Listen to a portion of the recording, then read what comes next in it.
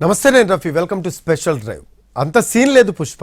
ఈ డైలాగ్ ఇప్పుడు శేషాచలం అడవుల్లో దొరికే ఎర్రచందనం విషయంలో వినిపిస్తోంది. అవును, మీరు విన్నది కరెక్టే. పుష్ప సినిమాలో చూపించిన విధంగా ఎర్రచందనానికి భారీ డిమాండ్ లేదు అన్నది ఇప్పుడున్న టాక్. నిజానికి ఒకప్పుడు టన్ను ఎర్రచందనం కోట్ల రూపాయలు ధర పలికేది. కానీ ఇప్పుడు ధర పెద్దగా రావడం లేదు. అంతేకాదు, మా దగ్గర 5,000 టన్నుల స్టాక్ ఉంది, టన్ను 50 లక్షలకు కూడా కొనేందుకు ఎవరు ముందుకు రావడం లేదు అంటోంది ఏపీ సర్కార్.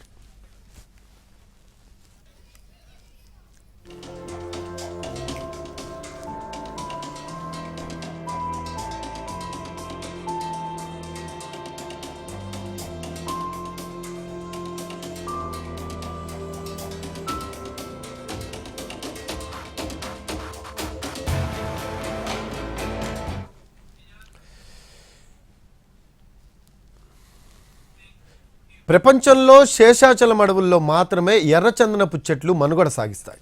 చిత్తూరు, నెల్లూరు, కడప, కర్నూలు జిల్లాల పరిధిలో 5.2 లక్షల హెక్టార్లలో ఎర్రచందనం చెట్లు విస్తరించున్నాయి. ఎంతో విశిష్టత గుణాలను కలిగి ఉన్న వీటికి విదేశీ మార్కెట్లో ఈ ఎర్రచందనానికి అంత డిమాండ్ ఉంది.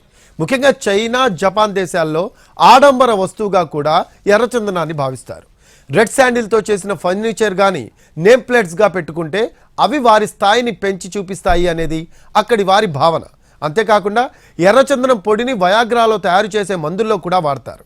ఇలా ఎంతో విశిష్ట గుణాలను కలిగి ఉన్నాయి కాబట్టి విదేశీ మార్కెట్లో ఈ ఎర్రచందనానికి అంత డిమాండ్ ఉండేది.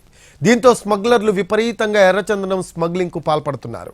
ఏటా 2,000 టన్నులకు పైగా ఎర్రచందనం చెన్నై, ముంబై, కోల్కతా, అలాగే టిటికోరిన్ రేవుల మీదుగా నేపాల్, టిబెట్లకు, అక్కడి నుంచి చైనా దేశాలకు రవాణా అవుతోంది.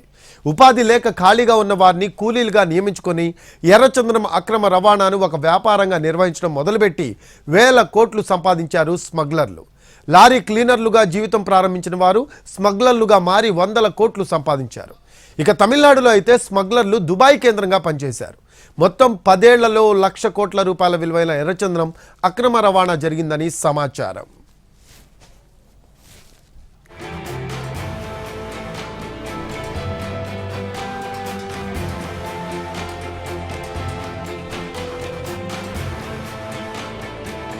అయితే అదంతా గతం. ఇప్పుడు పరిస్థితులు మారాయి అనే టాక్ నడుస్తోంది. ఈ మధ్యకాలంలో తమిళ తంబీలు శేషాచలం వైపు కన్నెత్తి చూడటం లేదు అనే మాటలు గట్టిగానే వినపడుతున్నాయి.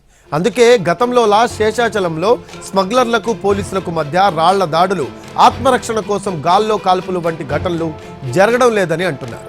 గతంలో ఉన్నంత డిమాండ్ ఇప్పుడు ఎర్రచందనానికి లేదు అనే మాట అధికారుల్లోనే వ్యక్తమవుతోంది. చైనాలో నెలకొన్న ఆర్థిక మాంద్యం డిమాండ్ తగ్గడానికి కారణం అనే చర్చ నడుస్తోంది. స్మగ్లర్లు కొట్టేసిన సరుకు సైతం కొనడానికి ఎవరూ రాకపోవడం వల్లనే తిరుపతి వైపు స్మగ్లర్లు రాకపోవడానికి ఒక కారణం అనే మాటలు వినపడుతున్నాయి. ప్రభుత్వం సైతం గ్లోబల్ టెండర్ల ద్వారా విక్రయానికి ప్రయత్నాలు చేసినా పెద్దగా ఫలితం రాలేదు అంటున్నారు.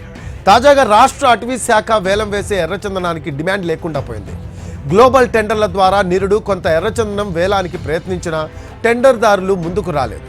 తాజాగా 905 టన్నులు విక్రయించేందుకు రాష్ట్ర అటవీ శాఖ టెండర్లు ఆహ్వానించిన కొనుగోలుదారుల నుంచి స్పందన కనిపించలేదు.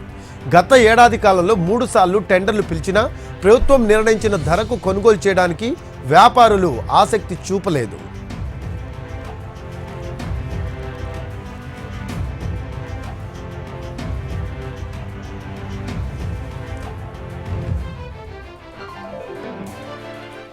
మన ఎర్రచందనం వేలంలో చైనాకు చెందిన 10 నుంచి 15 మంది వ్యాపారులు పాల్గొంటూ ఉంటారు.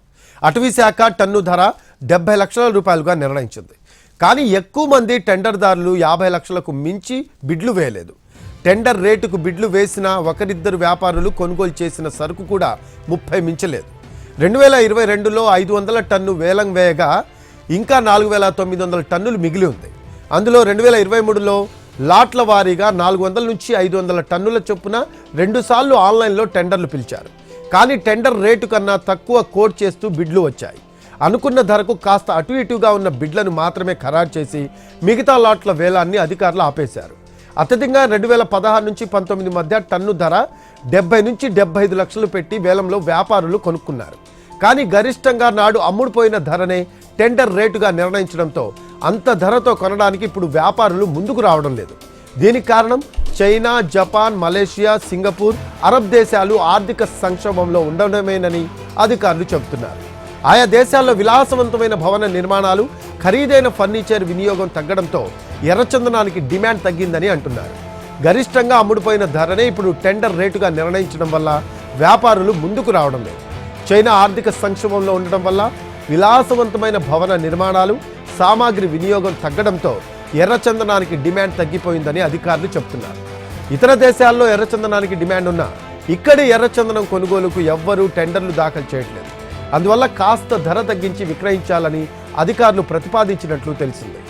ఏపీలో కొనుగోలు చేసే ఎర్రచందనాన్ని కేంద్ర, రాష్ట్ర ప్రభుత్వాల నుంచి అన్ని అనుమతులు తీసుకుని తిరుపతి గోడౌన్ నుంచి విశాఖ పోర్టుకు తరలించి అక్కడి నుంచి షిప్లో చైనాకు తరలిస్తూ ఉంటారు.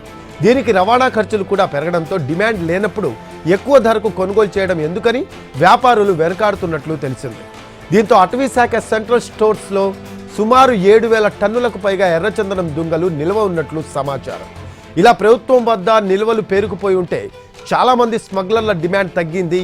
పుష్ప అంటూ చైనా ఆర్థిక పరిస్థితిపై ఆరా తీసుకుంటున్నారట.